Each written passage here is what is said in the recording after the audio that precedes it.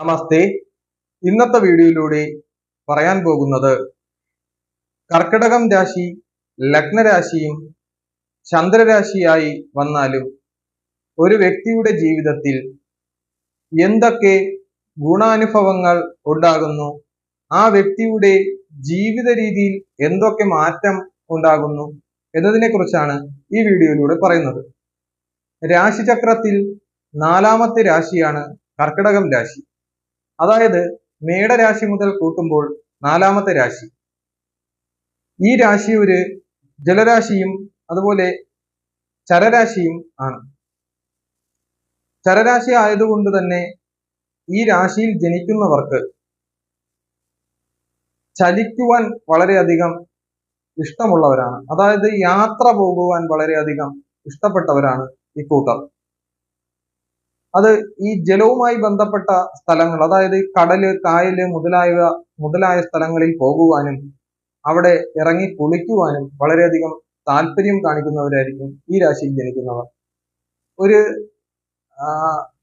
നിശാരാശിയാണ്, രാത്രി ബലം കൂടുതലുള്ള രാശിയാണ്. ഇവർക്ക് പഠിത്തക്കാര്യത്തിലും ജോലി ചെയ്യുവാനും ഒക്കെ രാത്രി കാലങ്ങളിൽ വളരെയധികം താല്പര്യമുള്ളവരായിരിക്കും. ഈ രാശിയിൽ ഉൾപ്പെട്ടിരിക്കുന്ന നക്ഷത്രം എന്ന് പറയുമ്പോൾ പുണർദം കാല്, പൂയം, ആയില്യം നക്ഷത്രമാണ് കർക്കിടകം രാശിയിൽ ഉൾപ്പെട്ടിരിക്കുന്നത്. ഈ നക്ഷത്രക്കാർക്കെല്ലാം ഈ സ്വഭാവ ഗുണങ്ങൾ ഉണ്ടാകുവാൻ വളരെയധികം സാധ്യത കൂടുതലാണ്. ഇവരുടെ ജാതകത്തിൽ മറ്റ് ഗ്രഹങ്ങളുടെ യോഗങ്ങളോ ദൃഷ്ടികളോ ഒക്കെ ഉണ്ടാകുമ്പോൾ ഈ ഫലത്തിന് വ്യത്യാസം വന്നേക്കാം. വ്യാഴന്റെ ഉച്ചരാശിയും ചന്ദ്രന്റെ സ്വക്ഷേത്ര രാശിയുമാണ് കർക്കിടക രാശി. ഈ രാശിയുടെ സിമ്പൽ എന്നത് ഞണ്ടാണ്. അപ്പം ഈ ഞണ്ടുമായി ബന്ധപ്പെട്ട ഒരു പ്രകൃതമായിരിക്കും ഈ നക്ഷത്രക്കാർക്ക്. എല്ലാ കാര്യങ്ങളിൽ നിന്നും വിട്ടുമാറി നിൽക്കേണ്ടതായിട്ടുള്ള അവസ്ഥ, അടിച്ചു പൊളിച്ചു നടക്കണം എന്നുള്ള താല്പര്യമൊന്നും ഈ നക്ഷത്രക്കാർക്ക് പൊതുവെ ഉണ്ടാകുകയില്ല. എപ്പോഴും എവിടെയെങ്കിലും ഒതുങ്ങിക്കൂടിയിരിക്കുക, എല്ലാത്തിൽ നിന്നും വിട്ടുമാറിയിരിക്കുക, ഇങ്ങനെയൊക്കെയുള്ള ചിന്തയായിരിക്കും ഈ നക്ഷത്രത്തിൽ ജനിക്കുന്നവർക്കും ഈ രാശിയിൽ ചന്ദ്രൻ നിൽക്കുമ്പോൾ ഉള്ള ഫലവും ഇതാകുന്നു. ജലരാശി ആയതുകൊണ്ട് ജലവുമായി ബന്ധപ്പെട്ട സാധനങ്ങൾ വിൽക്കുവാനും ജലവുമായി ബന്ധപ്പെട്ട സാധനങ്ങൾ കഴിക്കുവാനും വളരെയധികം താല്പര്യം കാണിക്കുന്നവരായിരിക്കും. അതാകുമ്പോൾ മീനിനോട് വളരെയധികം താല്പര്യമുള്ളവരും മീൻ കൃഷി ചെയ്യുവാൻ താല്പര്യം കാണിക്കുന്നവരും മത്സ്യബന്ധനം മുതലായവ നടത്തുന്നവരും കപ്പൽ, ബോട്ട് ഇതിൽ സഞ്ചരിക്കുവാൻ താല്പര്യമുള്ളവരും ഇവ തൊഴിലായി സ്വീകരിക്കുന്നവരും, അതായത് ഈ നേവി മുതലായ മേഖലയിൽ പ്രവർത്തിക്കുവാൻ താല്പര്യം കാണിക്കുന്നവരും ആകാം. ഫിഷറീസ് വകുപ്പിൽ ജോലി ചെയ്യുവാൻ സാധ്യത കൂടുതലുള്ളവരും ആകുന്നു. ജലവുമായി ബന്ധപ്പെട്ട് പറയുമ്പോൾ കൃഷി സംബന്ധമായിട്ടുള്ള കാര്യങ്ങളിൽ വളരെയധികം താല്പര്യം കാണിക്കുകയും മണൽ വാരൽ മുതലായവയിൽ താല്പര്യമുണ്ടാകുക, മിനറൽ വാട്ടർ കമ്പനികൾ തുടങ്ങുക, ഇതെല്ലാം ഈ രാശിയിൽ ജനിക്കുന്നവർ ചെയ്യുന്ന പ്രവർത്തികളാണ്. നീന്തലുമായി ബന്ധപ്പെട്ട് വളരെയധികം പ്രശസ്തിയും വളരെയധികം അവാർഡുകളും ഗവൺമെന്റിൽ നിന്ന് വാങ്ങുന്നവരായിരിക്കും കർക്കിടകം രാശിയിൽ ജനിക്കുന്നവർ. അതുപോലെ ജലാശയങ്ങളെ പരിപാലിക്കുവാൻ താല്പര്യമുള്ളവരും വാട്ടർ അതോറിറ്റി മുതലായ മേഖലയിൽ ജോലി കിട്ടുവാൻ സാധ്യതയുള്ളവരും ശംഖ് വിൽക്കുക, വാങ്ങുക എന്നീ മേഖലയിൽ പ്രവർത്തിക്കുന്നവരൊക്കെ ആയി വരാൻ സാധ്യത വളരെ കൂടുതലാണ്. ഇനി നമുക്ക് ആചാര്യന്റെ അഭിപ്രായം എന്താണെന്ന് മനസ്സിലാക്കാം.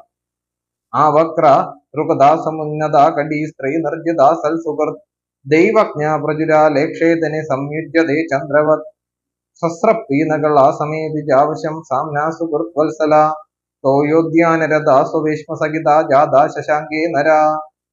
ആവക്ര ധൃഗദാസമുന്നത കടി.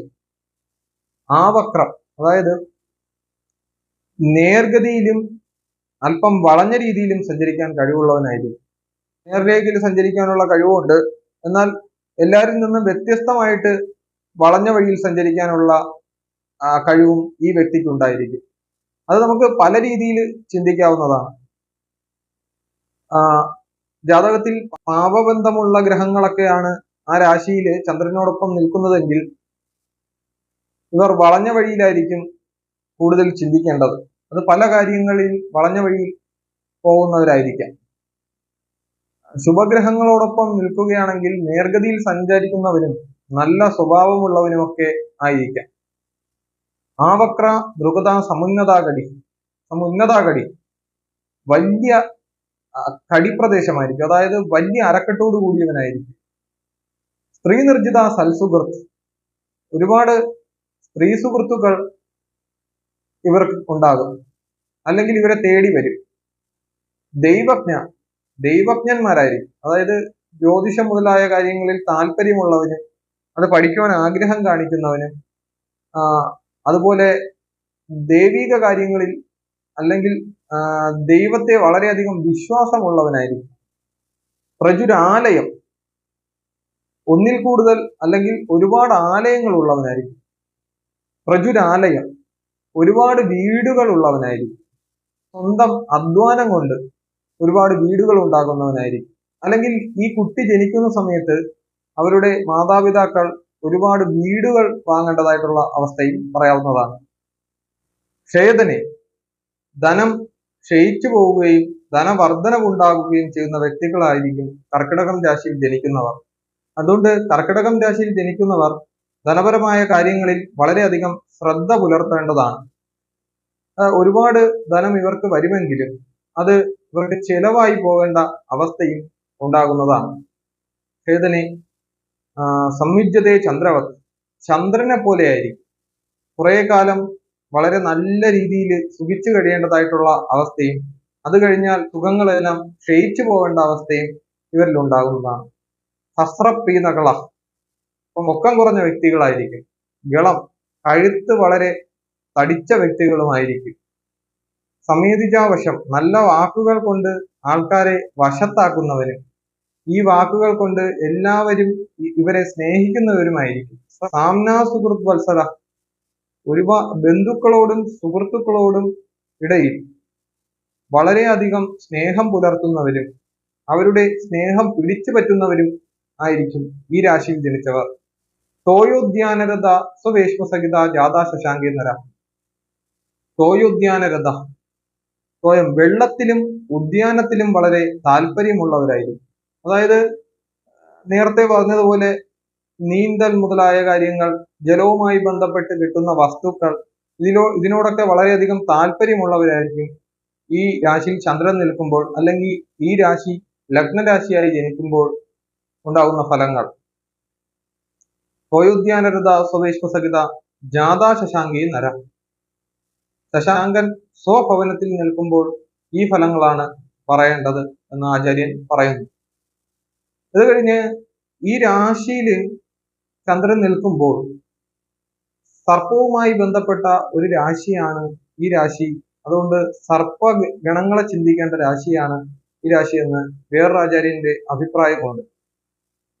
അതുകൊണ്ട് ഇവര് സർപ്പത്തെ പൂജിക്കുന്നത് വളരെ ഉത്തമമായിരിക്കും. സ്വഗൃഹസ്ഥേ ശശിനാഗോ ധർമ്മദൈവം ബലിസജേൽ സിംഹരാശിസ്ഥിതേ ചന്ദ്രോ ഭഗവത് എന്നീ പൂജിത. സ്വഗൃഹസ്ഥേ ശശിനാഗോ, സ്വന്തം ഗൃഹത്തിൽ ശശി നിൽക്കുമ്പോൾ നാഗമാണ് എന്ന് പറയേണ്ടതായിട്ടുള്ള അഭിപ്രായവുമുണ്ട്. അതുകൊണ്ട് നാഗക്ഷേത്ര ദർശനം നടത്തുന്നത് വളരെ ഉത്തമമായിരിക്കും. ഇവർക്ക് പൂർവികമായിട്ട് നാഗക്ഷേത്രങ്ങൾ ഉണ്ടാകുവാനും വളരെയധികം സാധ്യത കൂടുതലായിരിക്കും. ദുർഗാദേവി ക്ഷേത്ര ദർശനം നടത്തുന്നത് വളരെ ഉത്തമമായിരിക്കും. ഈ ജലാശയവുമായി ബന്ധപ്പെട്ട് അടുത്തുള്ള ദുർഗാദേവി ക്ഷേത്ര ദർശനം നടത്തുന്നത് വളരെ ഉത്തമമായിരിക്കും. കടലിന്റെയും കായലിന്റെയും ഒക്കെ അടുത്ത് സ്ഥിതി ചെയ്യുന്ന ദേവീക്ഷേത്രങ്ങളിൽ ദർശനം നടത്തുന്നത് വളരെ ഉത്തമമാണ്. ചന്ദ്രന് പക്ഷബലം ഉണ്ടെങ്കിൽ ദുർഗാദേവി ക്ഷേത്ര ദർശനവും, പക്ഷബലം ഇല്ലെങ്കിൽ ഭദ്രകാളി ക്ഷേത്ര ദർശനം നടത്തുന്നതും വളരെ ഉത്തമമായിരിക്കും. ഇത്രയും പറഞ്ഞുകൊണ്ട് ഞാൻ എൻ്റെ ഈ ചെറിയ വീഡിയോ ഇവിടെ ചുരുക്കുകയാണ്. നന്ദി, നമസ്കാരം.